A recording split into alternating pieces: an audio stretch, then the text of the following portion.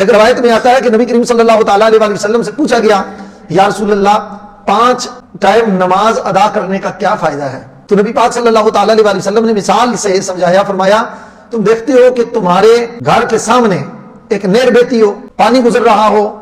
اور تم اس نہر میں 5 ٹائم غسل کرو، 5 ٹائم اپنا جسم مل کے اچھے انداز سے غسل کرو، کیا تمہارے جسم پر کوئی میل کے اثرات باقی رہیں گے؟